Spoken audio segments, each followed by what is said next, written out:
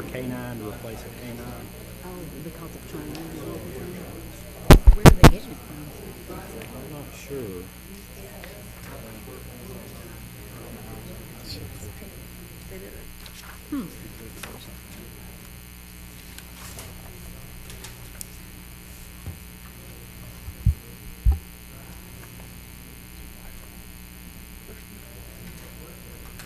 Color guard advance.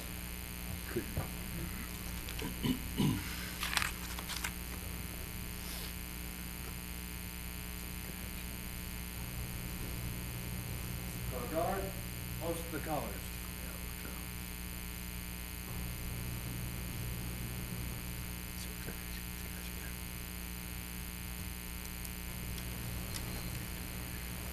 As they post the callers, I will call our meeting to order this February 14th, 2022. Tonight, I'll be providing the invocation. We had someone scheduled who was unable to attend, and then followed that by Boy Scout Troop 59, who will lead us in our Pledge of Allegiance. If you would, stand with me. Dear Heavenly Father, we thank you for the opportunity to come together as one, as a community, under your guidance and your name. Lord, I pray that you'd bless each of the families represented here tonight. I pray that you'd lead, guide, and direct us in all that we do. It's in your name that I pray. Amen. Salute. Please join me for the Pledge of Allegiance. I pledge allegiance to the flag of the United States of America and to the republic for which it stands, one nation, under God, indivisible, with liberty and justice for all. Mr. Mayor, Yes, City sir. of Mount Holly, good to be back. Probably guessed with me, this is Jim Matthews. It's been a while since we've been here, a lot of changes. As with Rick, I am stepping down as Scoutmaster for Troop 59. It's my time. I want to introduce Jim Matthews. He is the new Scoutmaster for Troop 59 in Mount Holly. I do have some news to bring to the council, which is former Scoutmaster Rick. So thank you for keeping him in your prayers and everything. I don't think it'd be right if I didn't give you a story one last time for little Johnny. So it's been 2 years. I've been waiting for this for 2 years.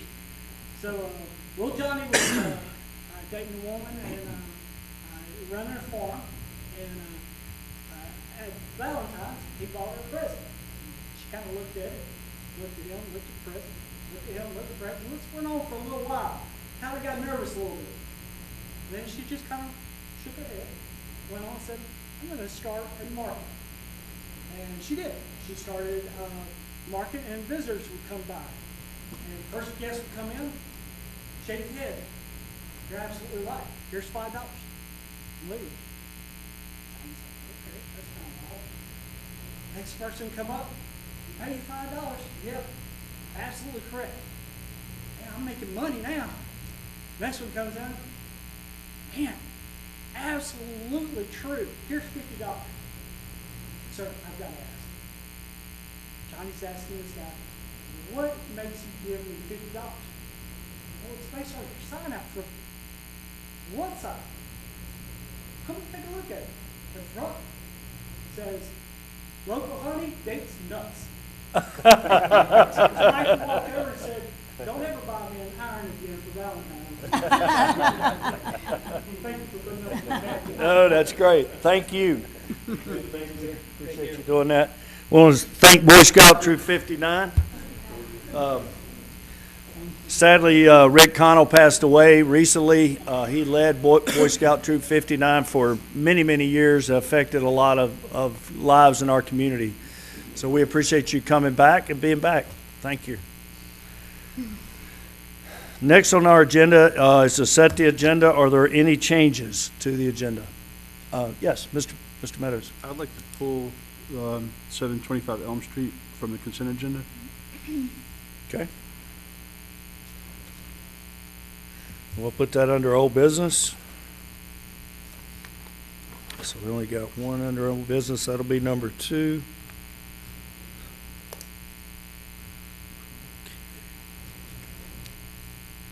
All right. Are there any other changes to the agenda? Hearing none, I'll entertain a motion to approve. Motion by Mr. Moore, second by Ms. Polish. All those in favor, please raise your right hand. Motion passes. Thank you. Oh, we did need to make one change. Thank you. Under closed session, we'll do an amended motion here. We did have to add 3, 5, and 6 because of the content of our closed session. So we'll need to do that. I'll need a motion to approve the amended agenda. Motion by Mr. Moore, second by Ms. Harris. All those in favor, please raise your right hand. Motion passes. Thank you.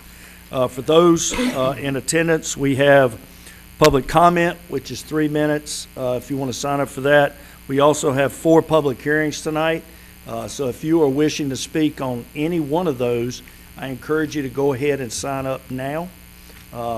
Unscheduled public comment is 3 minutes. The council will not respond to your questions, but we will take information and get back to you, okay? All right, thank you. Consent agenda now has five items. Are there any questions on the consent agenda? Hearing none, I'll entertain a motion to approve the consent agenda. Motion by Mr. Meadows, second by Ms. Shoemaker. All those in favor, please raise your right hand. Motion passes. I would ask if the council would join me on the floor for presentations.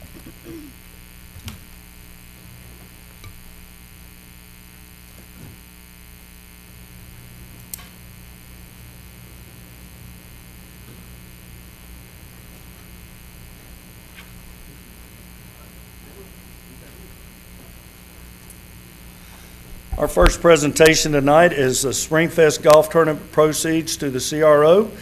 Mark Jusko and Sherry Love.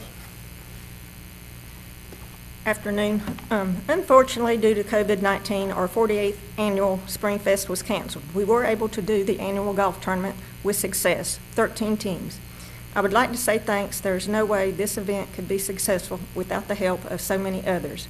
Springfest Committee, Shannon Horton, David Clark, Tony Walker, Phyllis Harris, Don Roper, Mark Jusko, Brooke Lopez, and I know it's something else now, Elting, Connor Sisk, Derek Terry, Clint Laughlin, and Randy Moore. Volunteers, Mount Holly Community Development Foundation, Youth in Love, Jeff Kaler, Ray Clemmer, Adam Miller, Joy Schneider, and all the city employees that came together to help. I would like to apologize in advance if I've missed anyone. If you're here, please stand up. Donations: Vasilio's Italian Kitchen, the Summit Beer Shop, Pine Island Country Club, Jack Beagles, J.R. Cash, Oblinger Family Dentistry, and Academy Sports. On behalf of the City of Mount Holly and the Springfest Committee, we would like to present this check for $1,500 to CRO. Thanks for all your help in our community.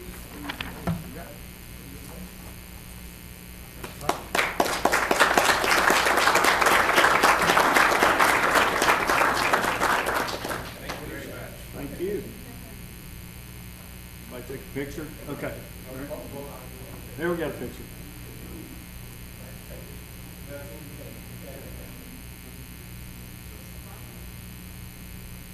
Jeff Kaler. Thank you. Thank you, Sherry. Thank you. Want to thank the Springfest Committee. It takes a lot of work to do that, and thank you to everyone who was involved on a successful golf tournament. Next is special recognition for the fire department. Chief Baker, call you up. Thank you, Mr. Mayor, Council, citizens of Mount Holly. Tonight, I've got a special recognition. It was on the agenda for the fire department, but I had to kind of hide what we were doing. So tonight, I want to recognize one of our members for his 40 years of service to the Mount Holly Fire Department as a volunteer. So I'm going to call forward Assistant Chief Eddie Summerlin.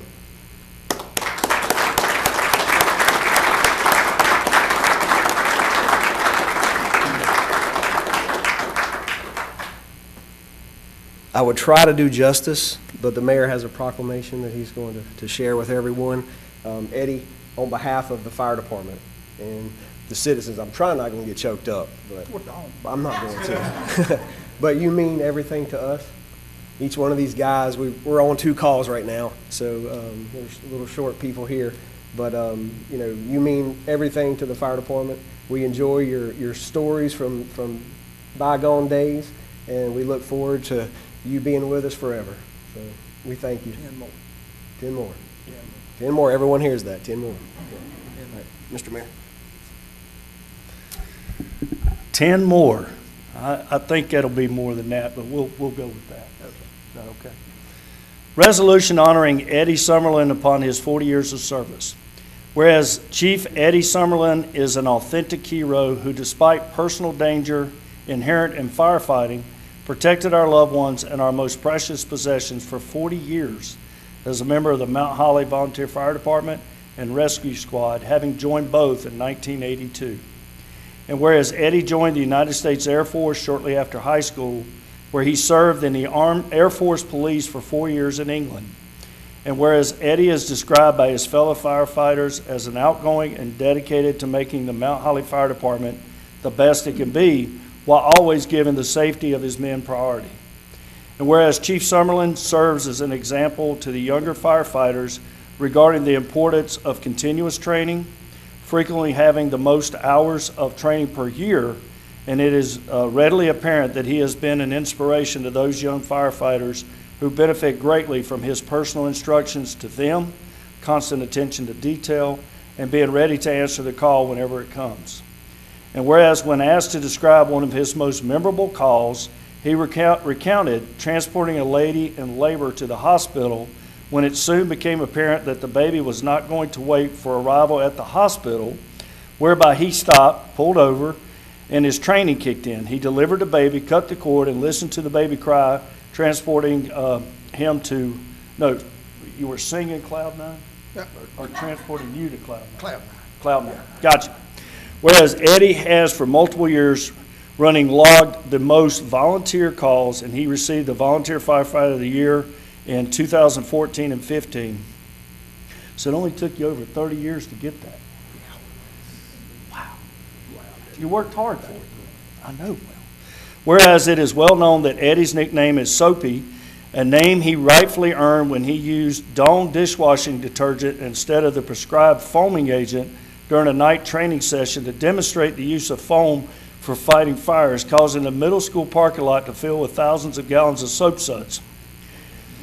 It's pretty clean after that. It was. Yep.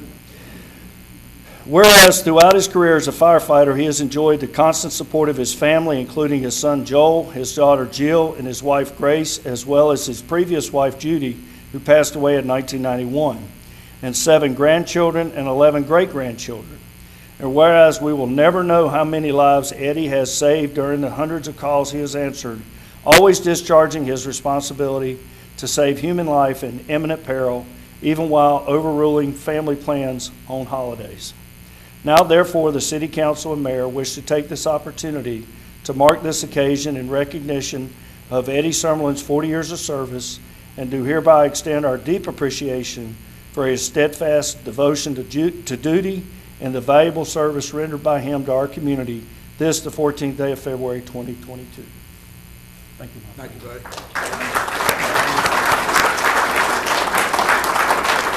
I'm going to hold this for a second.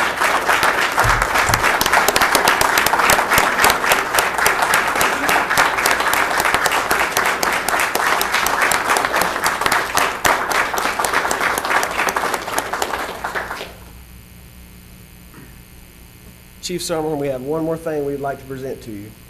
So on behalf of the fire department and the citizens and city council, we would like to present you with this golden axe for your 40 years of service.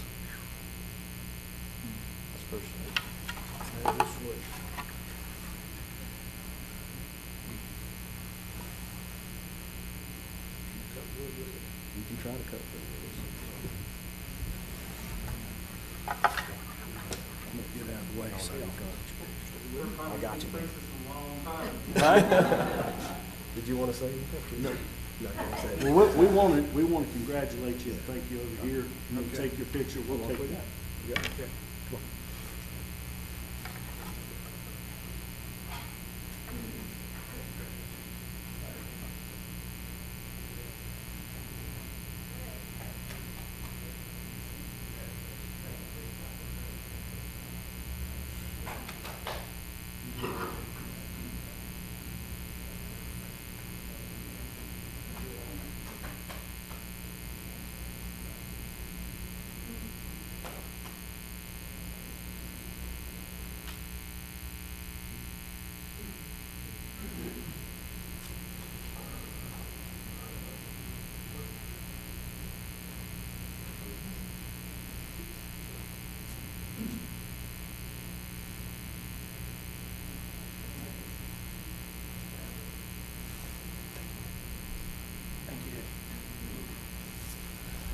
Council, would you want to be back on the dais?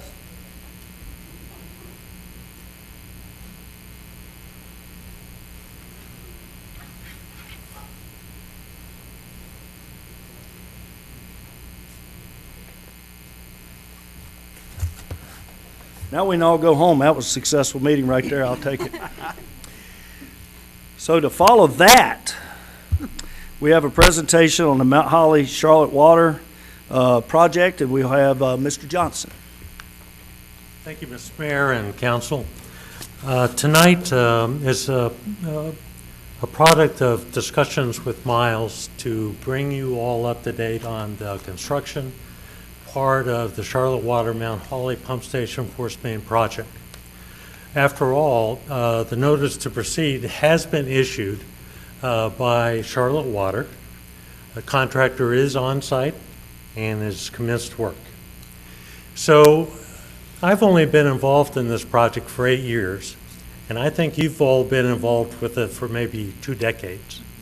So about 3.5 years ago, you all signed the agreement to move forward with Charlotte Water. And I believe that was an extremely important milestone. Now, during that period of time, people have changed, but the intent has remained the same. The intent is to eliminate multiple discharges into the Catawba River into one discharge. And we've had a great working relationship with Charlotte Water over that period of time. In doing so, they've always been transparent, been proactive with us, and I believe we're going to have an excellent product moving forward. Now, for this presentation, we are welcome to have 3 Charlotte Water professionals here to answer any particular questions you may have or seek any comments from them. So I'd like to introduce Angela Charles, who is the director of Charlotte Water. To her right is Ron Hargrove, who is deputy director of Charlotte Water, and I believe for operations. And Nicole Bartlett, who is the senior engineering project manager for Charlotte Water. Now, Nicole is going to be the orchestra leader for this project as well as for the Stowe wastewater treatment plant. Now, on our side, what I've done is I've put Derek Dixon, who is our site inspector, to take the lead because we're going to go into construction. Derek has worked with Mount Holly for the past 6 years. He's done an excellent job in our site inspections, not only for private but public projects. And so this is going to be an excellent project for him to actually get his teeth into, and quite frankly, it's a project which, for most professionals, it's a once-in-a-lifetime opportunity. So I'm going to be turning this project or presentation over to Derek, and with him is going to be Josh Lefevre, and he is the project manager for Haskell. Haskell is the prime contractor of the design-build team that Charlotte Water has retained to move forward with the construction. So I'll ask Derek to come up and give you a status of the next 2 years. Thank you, Dave. Get this.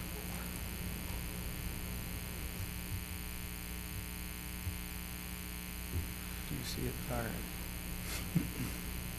All right.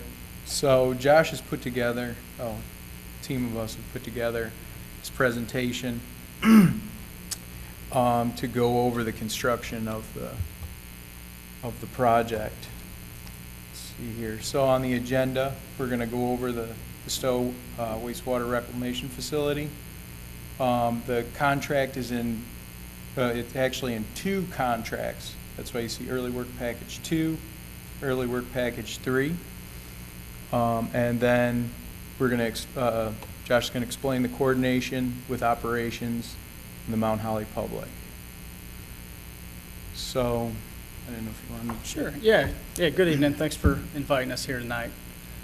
So we want to try to give you some details of the project so you have an understanding of what's going on there day to day, what the scope of the job is. So Dave already spoke to this, and it sounds like you all are pretty familiar with the program. The Mount Holly project is part of a larger program of projects as part of the Stowe Water Resource Recovery Facility, where the flows from Mount Holly will be pushed over to the Charlotte Water System and treated there.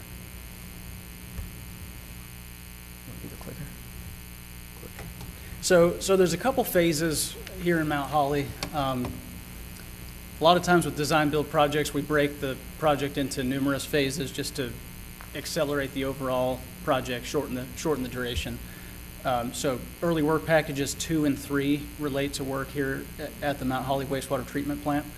As Dave said, we've mobilized just recently and started work on early work package 2, which really is focused on the horizontal directional drilling. That's going to be the force mains that go from Mount Holly under the river over to the Charlotte water side. So right now there's clearing, erosion control. That's like the silt fence you see going up to help make sure sediment doesn't get carried away by stormwater off-site.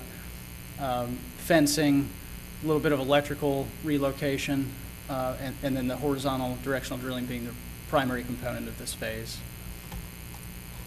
So if you're not familiar with HDD or horizontal directional drilling, the idea there is just whenever we want to install a pipe under something where open trenching is not an option, so typically under a body of water or some sort of obstruction like that. So in this case, sometimes you can drill from one side. In this case, we're doing the intersect method. That's where you drill from both sides, and the pilot hole meets at a predetermined point near the middle. And then that initial pilot hole is reamed to a larger size until it's adequate, and then the product pipe is pulled back through the borehole into the river. So a couple quick facts there. It's 3,000 feet long. It's a 26-inch diameter pipe. It's a 38-inch diameter borehole. And we get about 400 feet of pipe on each truck, so just to give you an idea of the number of deliveries we'll have coming into the site. One of the biggest challenges with directional drilling is laydown. You need a whole bunch of open space to lay out the pipe, and you actually weld it or fuse it all together into one big long string.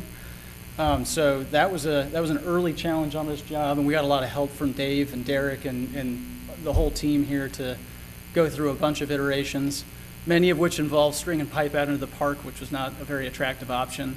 And ultimately, with Mount Holly's help, worked out a deal with A&E to use their property. And that's what you see going on right now. If you were to drive by on Tuckasegee and go through that, go next to that entrance there, you'd see a lot of clearing going on. It's about a 5-acre space, 75 feet wide, 1,500 feet long.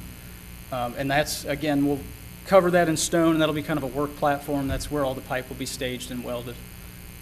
So generally, that's how the site will be utilized, and that'll keep us out of the wastewater plant, away from Doug and his operations, so that he can keep doing what he needs to do, and plenty of room for construction.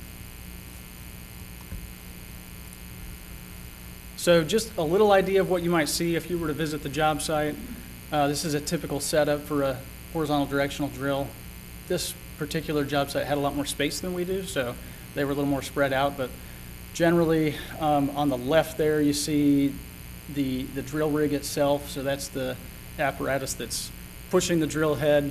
You see a stack of drill rods on the right there, and an excavator that loads those drill rods over. There's a drill cab that's kind of the control center where somebody's driving it and keeping track of where the drill head's at. And then everything on the right there is related to drilling fluid.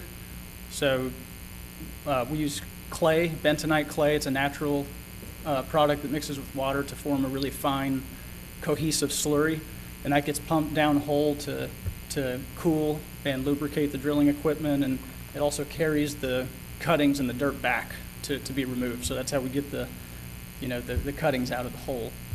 And then most of that gets recycled down, cleaned up, and then sent back down hole. Eventually it gets too heavy, and you see at the top right there's a tanker. So there will be some tanker traffic where when the drill mud gets unusable, it gets hauled away to be processed and disposed of. That red line just sort of denotes the general work area. And this is a more specific plan for how the equipment will lay out. So you see the frac tanks for storing and mixing up drill mud, the drill rig, the excavator, the power pack, all those things you just saw. So that's kind of how it'll lay out at the Mount Holly site.